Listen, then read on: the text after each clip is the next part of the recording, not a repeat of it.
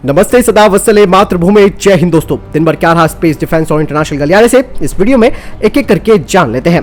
पहली अपडेट की बात करते हैं तो भारतीय सेना को लेकर आ रही है। दोस्तों, गलवान घाटी की झड़प के 1 साल पूरा होने के बाद इंडियन आर्मी एक महत्वपूर्ण बैठक करने जा रही है। इंडियन आर्मी की कमांडर कॉन्फ्रेंस दिल्ली में आयोजित होगी।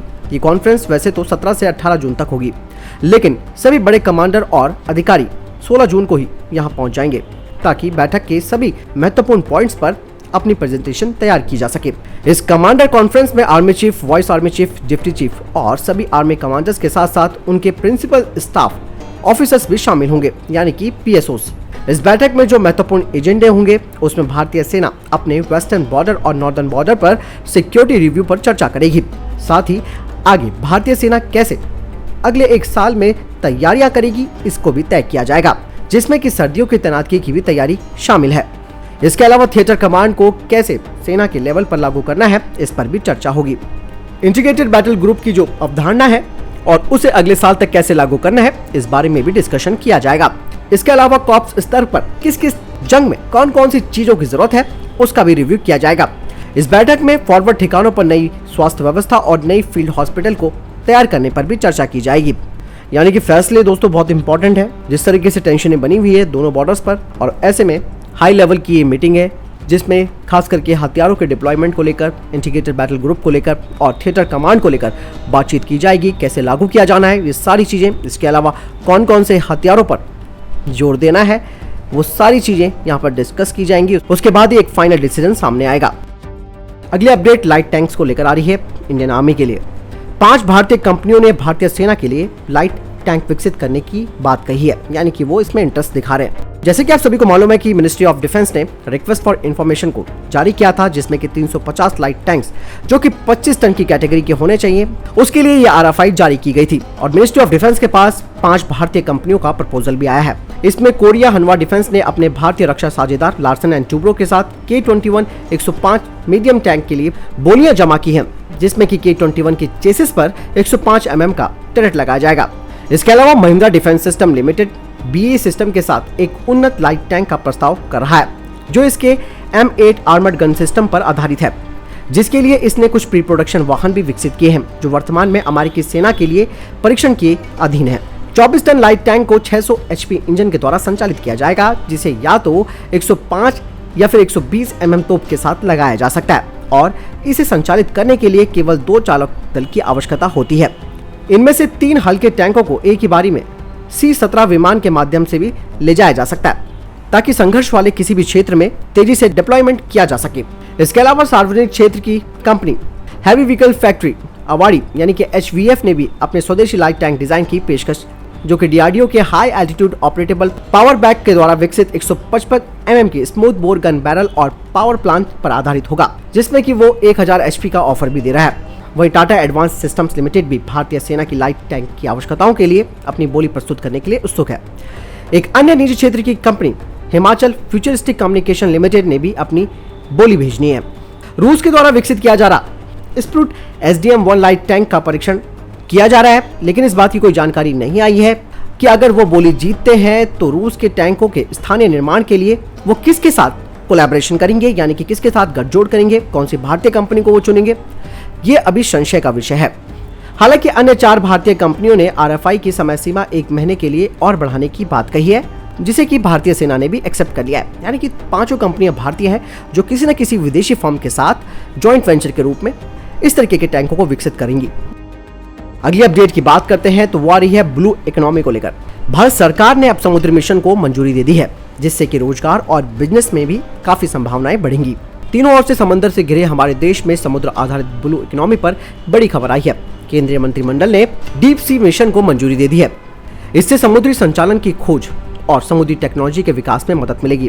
प्रधानमंत्री नरेंद्र मोदी की अध्यक्षता में हुई मीटिंग में इस प्रस्ताव को मंजूरी दे दी गई है, और इस बारे में जानकारी केंद्रीय मंत्री प्रकाश जावड़ेकर जी ने दी है। साथ ही केंद्रीय मंत्री प्रकाश जावड़ेकर जी ने कहा कि धरती का 70% हिस्सा समुद्र का है, जिसके बारे में अभी भी बहुत कुछ अध्ययन नहीं हुआ है।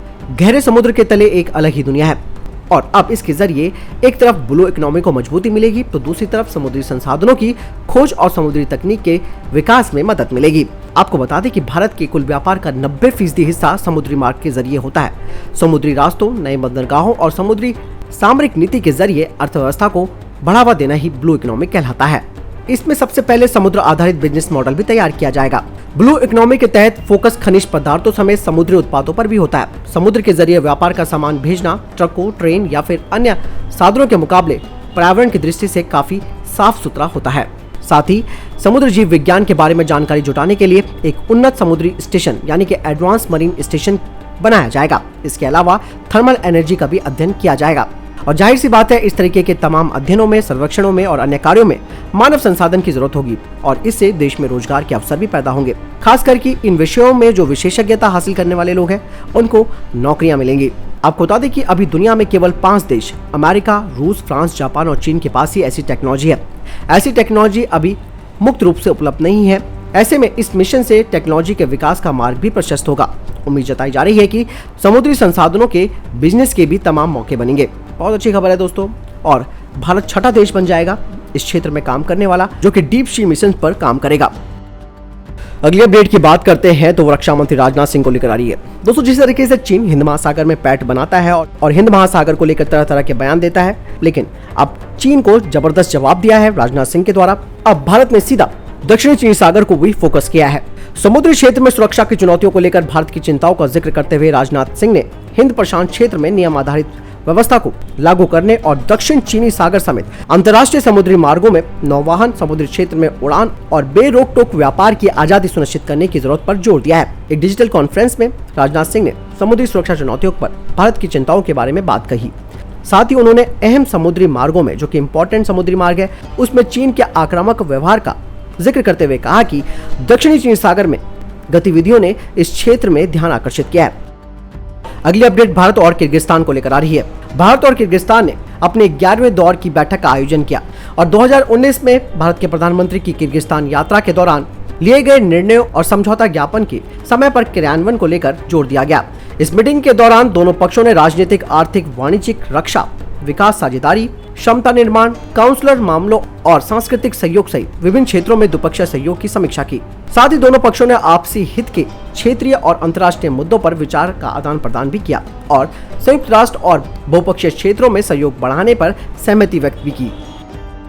अगली खबर अर्जेंटीना को लेकर आ रही है। अर्जेंटीना चाइना से 12 JF-17 फाइटर जेट खरीदने वाला था, लेकिन अब उसका मन बदल रहा है क्योंकि JF-17 बहुत महंगा चाइना उसको प्रोवाइड करा रहा है। ऐसे में उसका ध्यान LCA तेजस पर गया है क्योंकि चाइना का ये जो फाइटर जेट है JF-17 उसकी पर यूनिट कॉस्ट $50 मिलियन है। जब इस कीमत को कम करने के लिए अर्जेंटीना ने चाइना को कहा कि वो इसकी कीमतें कम करे तो चाइना ने कहा कि JF-17 की ये एब्सोल्यूट वर्थ है क्योंकि इसकी परफॉर्मेंस जबरदस्त है।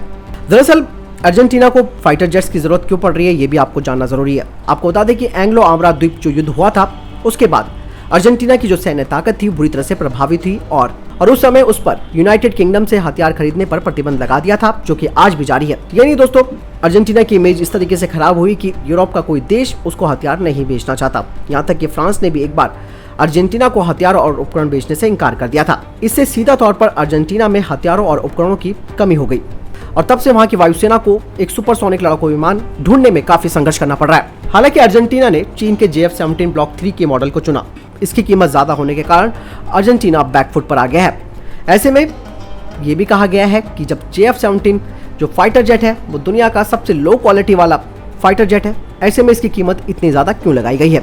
इसके विपरीत भारत का तेजस फाइटर जेट अपने प्रदर्शन में यानी कि परफॉर्मेंस में JF-17 फाइटर से बेहतर है और इसके प्रदर्शन यानी कि परफॉर्मेंस के अलावा तेजस MK-1A वर्तमान में दुनिया का सबसे अच्छा लाइट वेट फाइटर्स में से एक है और ये हवा से हवा में ईंधन भरने की जांच, ईंधन प्रणाली में वृद्धि, BVR मिसाइलों, GSS-23mm ट्विन बैरल गन और एडवांस एविनिक्स विद HMD से ये लैस है। और सबसे खास बात यह है कि इसमें रशिया, इजराइल और यूरोप, इसके अलावा इंडिया की मिसाइलें भी इसमें लगाई जा सकती है।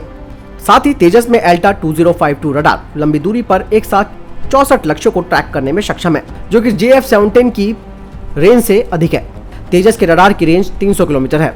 इन सभी सुविधाओं के बाद भी तेजस की कीमत दूसरे फाइटर जेट्स की तुलना में कम है। प्रति विमान की लागत 309 करोड़ रुपए है यानी कि $42 मिलियन। ट्रेनर पर 280 करोड़ रुपए खर्च होंगे और ये बहुत ही अच्छा मूल्य भी है यही नहीं, इसके अलावा कई अन्य देशों ने यह भी पाया कि 4.5 जनरेशन का ये फाइटर जेट काफी सस्ता और प्रभावशाली है।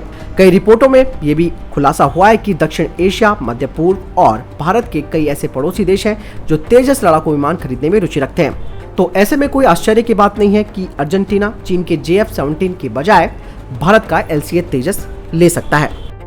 अगली खबर इंडोनेशिया को लेकर आ रही है। जी हाँ, अभी एक रिपोर्ट आई थी जिसमें कहा गया कि इंडोनेशिया ने 36 फ्रांस के डसॉल्ट राफेल लड़ाकू जेट खरीदने के लिए एक अनुबंध पर हस्ताक्षर किए हैं, लेकिन अभी इस संबंध में कुछ विवरण आने बाकी हैं। राफेल जो कि एक twin engine Kanad delta wing fighter jet है, इसके अलावा ये मल्टी रोल विमान है जिसे फ्रांस की कंपनी डसॉल्ट एविएशन के द्वारा डिजाइन और निर्मित किया गया है। यह मुख्य रूप से फ्रांस की वायुसेना और नौसेना में शामिल है।